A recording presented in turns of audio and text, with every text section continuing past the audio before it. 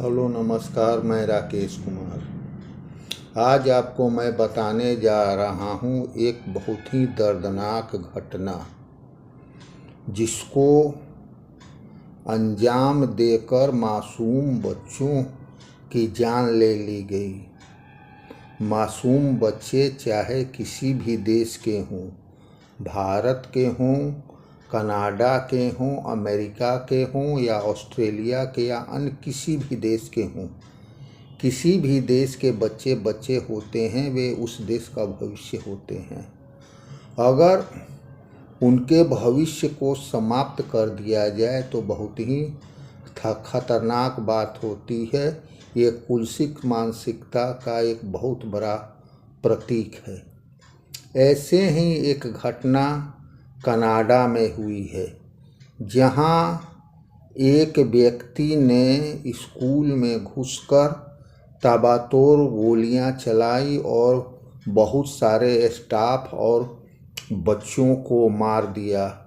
इसमें कितने स्टाफ और बच्चे मारे गए हैं, इसकी अभी कोई आधिकारिक जानकारी नहीं मिली है, लेकिन फिर भी यह इतना शर्मनाक और दर्दनाक घटना है कि आपके सामने मुझे प्रस्तुत कर पूछना पड़ रहा है, क्या बच्चों के प्रति यह मानसिकता सही है?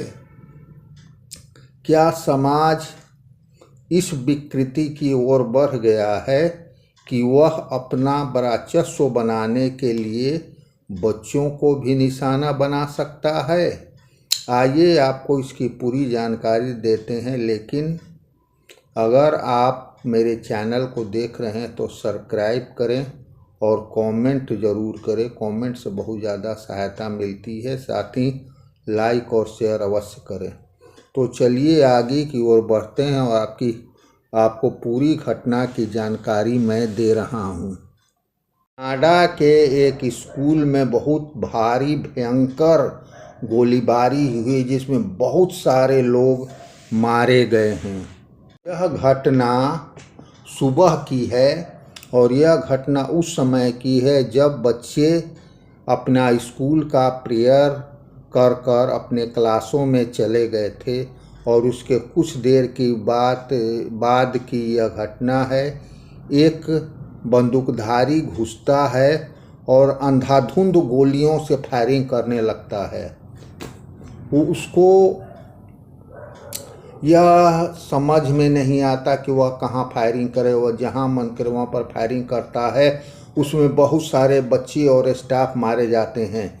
कितने स्टाफ और कितने बच्चे मारे गए, इसकी सही पुष्टि स्थानीय पुलिस नहीं कर पाई है।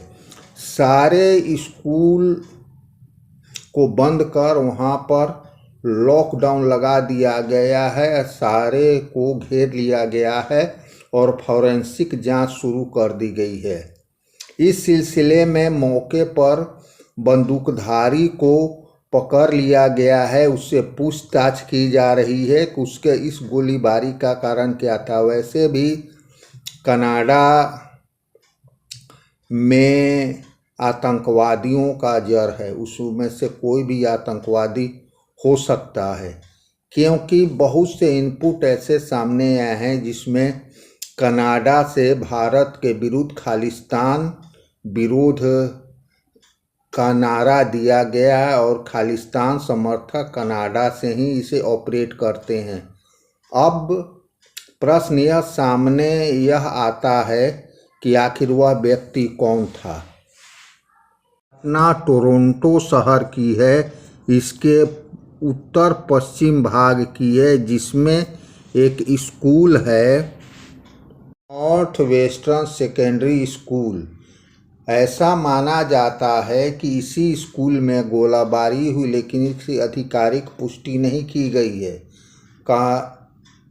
प्रशासन द्वारा स्कूल को पूरे तरह से सुरक्षित रखने के लिए जानकारी को गुप्त रखा गया, लेकिन अपुष्ट खबरों के अनुसार जो स्कूल का नाम सामने आया है वह जो आपको मैंने बतलाया।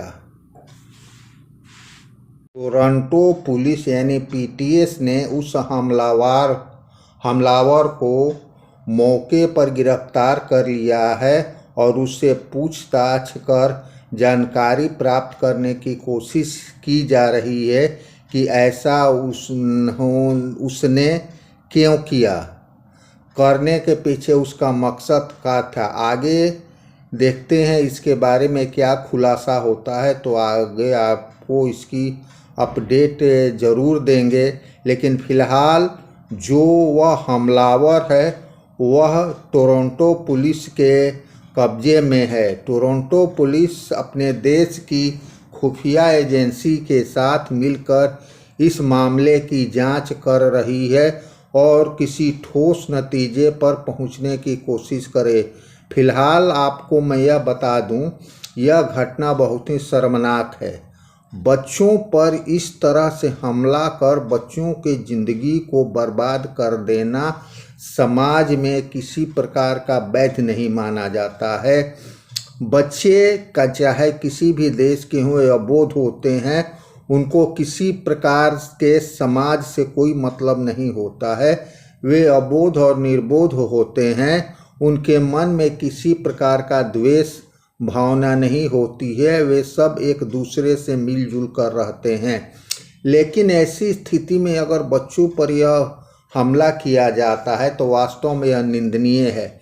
मैं भी इस घटना की भर्त्सना करता हूं और यह मांग करता हूं कि उस हमलावर को कड़ी से कड़ी सज़ा दी जाए और यह जानने की कोशिश की जाए कि उसने ऐसा क्यों किया। इस पर प्रधानमंत्री मोदी ने भी दुख जताया है।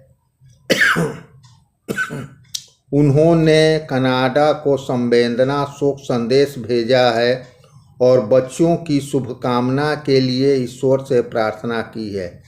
मैं भी यह प्रार्थना करता हूँ कि सारे बच्चे सुरक्षित हों और कम से कम क्षति हो। अब आपने देख लिया है कनाडा के इस घटना के बारे में, शायद ही आपको किसी ने बतलाया होगा। इसकी चर्चा मैंने की है। अगर आगे की अपडेट क्या होती है मैं आपको देता रहूँगा। थैंक यू, धन्यवाद।